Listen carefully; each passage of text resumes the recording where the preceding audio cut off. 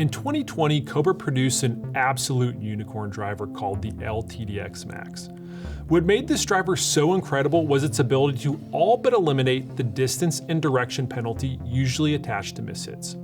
In our robotic testing with the LTDX, we found that it produced an astounding 3.4 yards of carry distance loss across 8 locations on the face, meaning the average golfer would lose less than 4 yards on practically any mishit.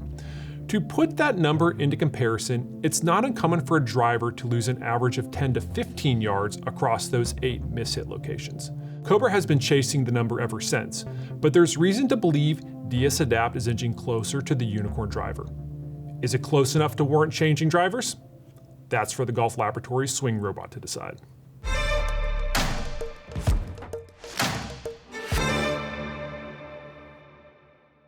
The swing robot has been delivering insights for 35 years and is used by the USGA, R&A, and nearly every manufacturer in the industry for club testing.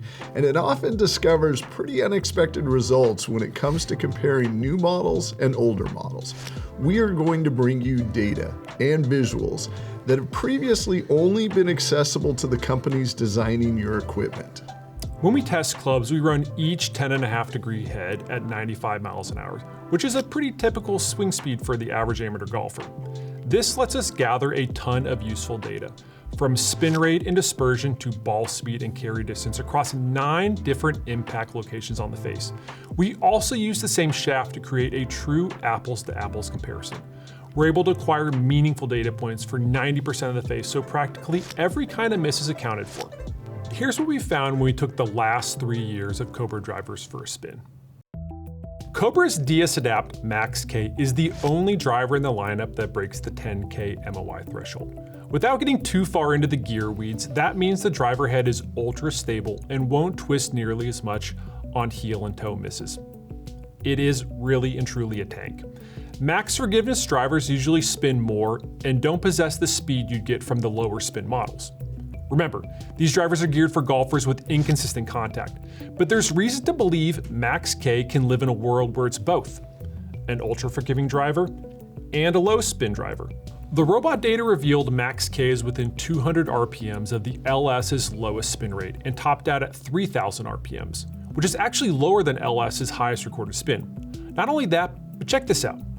The data reveals more consistent spin rates when taking into account all 9 strike locations, meaning you don't have to be perfect with the contact to reap the benefits.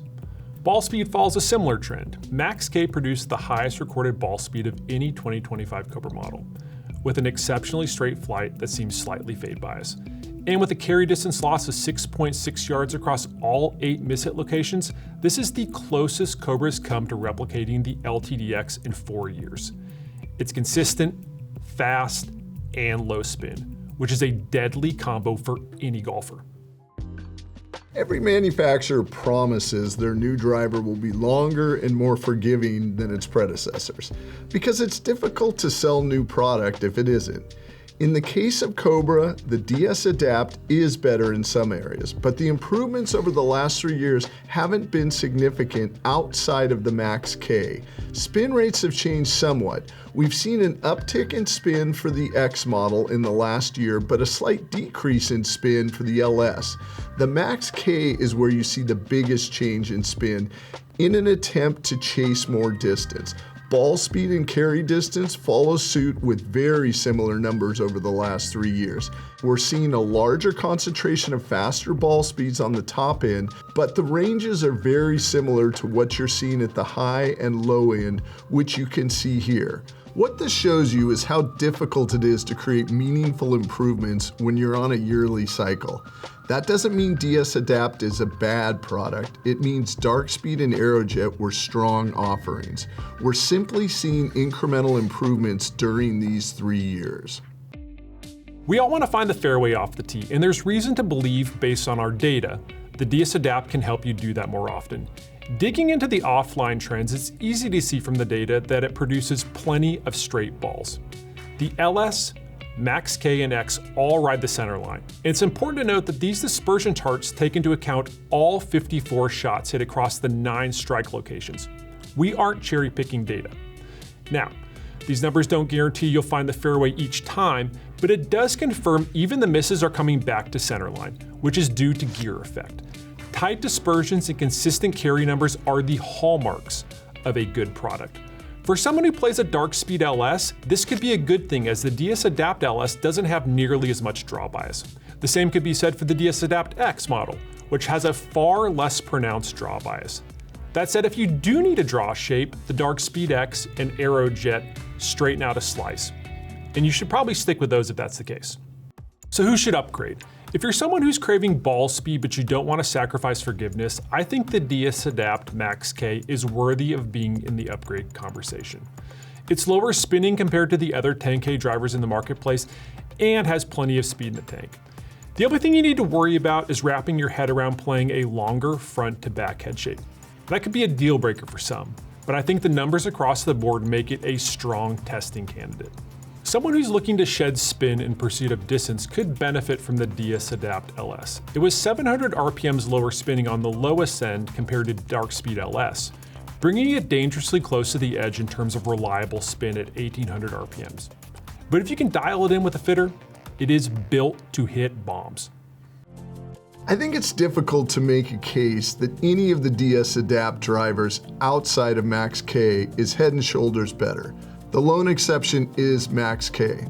If you're playing Aerojet or Dark Speed, I think you're good to wait another year and see what happens if you're a Cobra loyalist. Again, this doesn't mean the drivers aren't standout products. We're merely looking for areas where there's a noticeable edge over the previous 2 years at 95 miles an hour.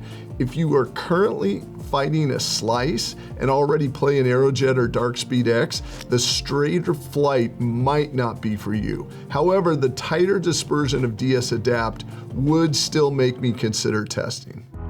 For whatever reason, Cobra doesn't get nearly the respect they deserve for churning out strong products every year. While the improvements are incremental with this cycle, there's no question they're moving in the right direction, which is what you want to see from an equipment manufacturer.